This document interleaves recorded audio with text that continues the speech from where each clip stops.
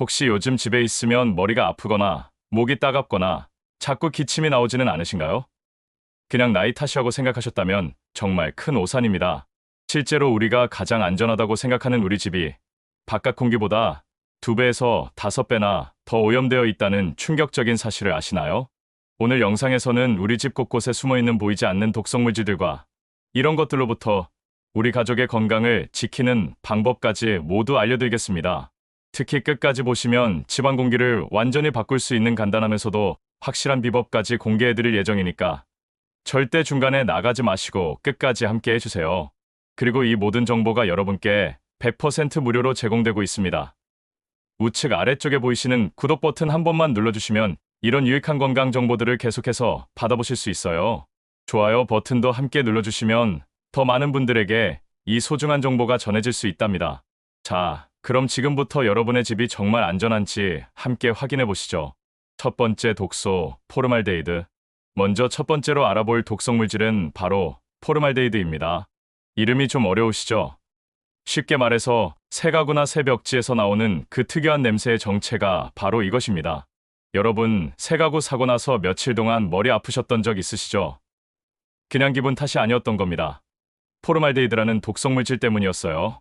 이 물질은 세계보건기구에서 1급 발암물질로 지정했을 정도로 위험합니다. 특히 우리 어르신들에게는 더욱 치명적이에요. 눈이 따갑거나 콧물이 나고 목이 아프고 심하면 천식까지 유발할 수 있거든요. 그런데 더 무서운 건 이 포르말데히드가 새 가구에서만 나오는 게 아니라는 점입니다. 여러분이 매일 사용하시는 화장지, 방향제, 심지어 옷까지도 포르말데히드를 방출할 수 있어요. 특히 겨울에 난방을 켜면 온도가 올라가면서 더 많은 양이 나온다는 사실. 정말 충격적이지 않으신가요? 세 번째 독소 VOC와 톨루엔. 두 번째로 알아볼 독성물질은 VOC자고 불리는 휘발성 유기화합물입니다. 어려운 용어 같지만 사실 우리 주변에서 쉽게 맡을 수 있는 냄새들이에요. 페인트 냄새, 접착제 냄새, 심지어 새 플라스틱 제품의 냄새까지도 모두 VOC 때문입니다. 이런 냄새들이 그냥 불쾌할 뿐만 아니라 실제로 우리 몸에 해롭다는 걸 아셨나요? 장기간 노출되면 간 손상, 신장 손상은 물론이고 중추신경계에까지 영향을 줄 수 있어요. 세 번째는 톨루엔이라는 물질인데요. 이건 주로 벽지나 바닥재에서 나옵니다. 톨루엔에 계속 노출되면 기억력이 떨어지고 집중력이 약해지고 심지어 우울증까지 생길 수 있다고 해요. 여러분, 혹시 최근에 깜박깜박하는 일이 늘어나지는 않으셨나요?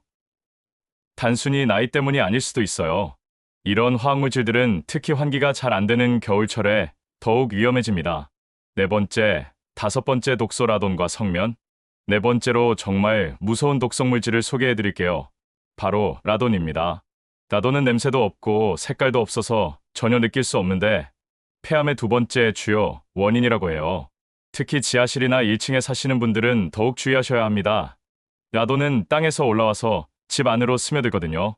오래된 아파트나 주택일수록 라돈 농도가 높을 가능성이 커요. 다섯 번째는 성면입니다. 예전에 지어진 건물들, 특히 80년대 이전에 지어진 건물에는 성면이 들어있을 가능성이 높아요. 성면은 한때 기적의 광물이라고 불릴 정도로 많이 사용됐지만 지금은 폐암과 중피종이라는 치명적인 질병을 일으킨다는 게 밝혀졌습니다. 문제는 성면이 벽이나 천장에 들어있다가 조금씩 부스러져서 공기 중으로 날린다는 점이에요. 숨을 쉴 때마다 우리 폐로 들어가는 거죠. 특히 리모델링이나 수리를 할 때 더 많은 성면이 공기 중으로 나올 수 있어서 정말 위험합니다. 일곱 번째 독소 일산화탄소와 이산화탄소. 여섯 번째는 우리가 잘 아는 일산화탄소입니다. 겨울철 난방기구 사용할 때 가장 조심해야 할 가스죠. 일산화탄소는 정말 무서운 게 냄새도 없고 색깔도 없어서 중독되고 있는지 전혀 모를 수가 있어요. 초기 증상이 감기와 비슷해서 머리 아프고 어지럽고 구토가 나와도 대수롭지 않게 생각하기 쉽거든요. 하지만 계속 노출되면 의식을 잃고 심한 경우 생명까지 위험할 수 있습니다. 특히 연탄난로, 가스레인지, 보일러 등을 사용하실 때는 반드시 환기를 해주셔야 해요. 일곱 번째는 이산화탄소인데요. 이건 우리가 숨을 쉴 때마다 내뿜는 가스라서 안전하다고 생각하시는 분들이 많을 거예요. 하지만 농도가 높아지면 졸음이 오고 집중력이 떨어지고 심하면 두통까지 생길 수 있어요. 특히 밀폐된 공간에서 여러 명이 오래 있으면 이산화탄소 농도가 급격히 올라갑니다. 요즘 코로나 때문에 창문을 잘 안 열고 지내시는 분들이 많은데 이것도 문제가 될 수 있어요. 여덟 번째, 아홉 번째 독소 곰팡이와 진드기. 여덟 번째는 우리가 눈으로도 볼 수 있는 곰팡이입니다. 특히 화장실이나 부엌, 베란다 같은 습한 곳에 생기는 검은 곰팡이 보신 적 있으시죠? 곰팡이가 단순히 보기 싫을 뿐만 아니라 건강에도 정말 해롭다는 걸 아셨나요? 곰팡이는 작은 포자를 공기 중에 날려서 우리가 숨을 쉴 때 폐로 들어가게 해요. 그러면 알레르기 반응이 일어나서 기침, 재채기, 코막힘이 생기고 심하면 천식까지 악화시킬 수 있어요. 특히 면역력이 약해지신 어르신들에게는 더욱 위험합니다. 아홉 번째는 진드기예요. 침구류나 카펫, 소파에 사는 진먼지 진드기 말이에요. 진드기 자체보다는 진드기의 분비물이나 사체가 알레르기를 일으키는 주범입니다. 아침에 일어나면 코가 막히거나 재채기가 나오시나요? 그럼 진드기 때문일 가능성이 높아요. 진드기는 따뜻하고 습한 환경을 좋아해서 우리 침실이 딱 좋은 서식지가 되죠. 특히 겨울철에 난방을 계속 켜놓으면 진드기가 더욱 활발하게 번식합니다.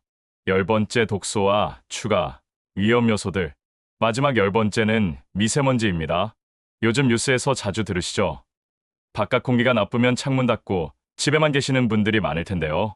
그런데 놀랍게도 실내 미세먼지가 실외보다 더 심각할 수 있다는 사실. 요리할 때 나오는 연기, 청소기 사용할 때 일어나는 먼지, 심지어 양초나 향을 피울 때도 미세먼지가 발생해요. 이런 실내 미세먼지는 바깥으로 빠져나갈 곳이 없어서 계속 우리 집 안에 떠다니게 됩니다. 그 외에도 우리가 평소에 사용하는 세제나 방충제, 살충제 같은 화학 제품들도 조심해야 해요. 특히 바퀴벌레나 개미 잡는 약품들은 사용 후에도 오래 남아서 우리 건강을 위협할 수 있거든요. 그리고 의외로 방향제나 공기청정제도 문제가 될 수 있어요. 좋은 냄새를 내려고 사용하는 건데 오히려 화학물질을 더 많이 뿌리는 셈이 되기도 합니다. 독소가 건강에 미치는 영향. 자, 지금까지 우리 집에 숨어있는 10가지 독성 물질들을 알아봤는데요.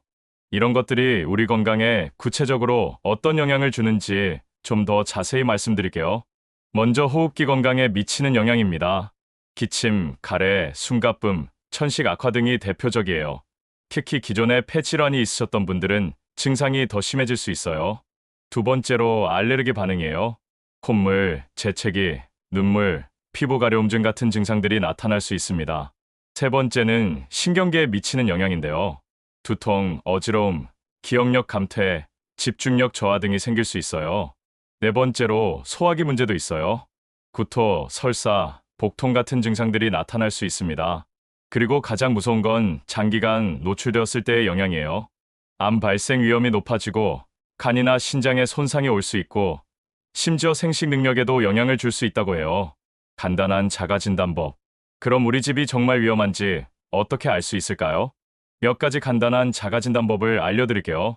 첫 번째, 집에 들어오면 특별한 냄새가 나시나요? 새 가구 냄새, 페인트 냄새, 곰팡이 냄새 등이 난다면 주의하셔야 해요. 두 번째, 집에 있을 때와 밖에 나가 있을 때 몸 상태가 다른가요? 집에만 있으면 머리가 아프거나 목이 따갑거나 기침이 나온다면 실내 공기질에 문제가 있을 수 있어요.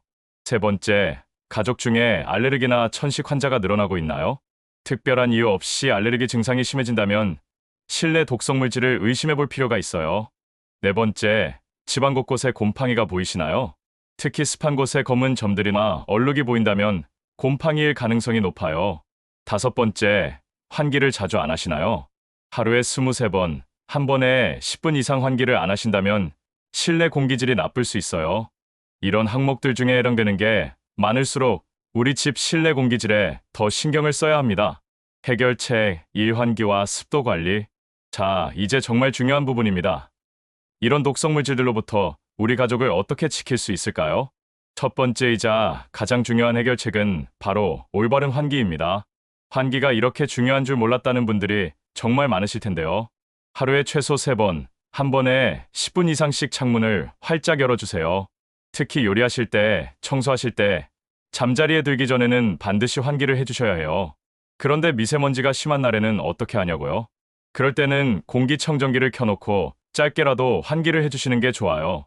완전히 창문을 닫고 지내는 것보다는 훨씬 낫거든요. 두 번째는 습도 관리입니다. 실내 습도는 40%에서 60% 사이로 유지하는 게 가장 좋아요. 너무 건조해도 문제지만 너무 습해도 곰팡이와 진드기가 번식하기 좋은 환경이 되거든요. 습도계 하나 사서 확인해 보시고 필요하면 제습기나 가습기를 사용하세요. 특히 겨울철에는 난방 때문에 너무 건조해질 수 있으니 주의하셔야 해요. 해결책 2. 청소와 관리법. 세 번째 해결책은 올바른 청소법입니다. 진공청소기를 사용하실 때는 헤파 필터가 있는 제품을 쓰시는 게 좋아요. 일반 청소기는 먼지를 빨아들이면서 동시에 미세한 먼지를 다시 뿜어낼 수 있거든요. 그리고 청소할 때는 반드시 창문을 열어놓고 하세요. 카펫이나 러그가 있다면 최소 일주일에 한 번은 진공청소기로 청소해주시고 가능하면 햇빛에 말려주세요. 침구류는 60도 이상의 뜨거운 물로 세탁하시면 진드기를 완전히 없앨 수 있어요. 네 번째는 곰팡이 제거와 예방입니다.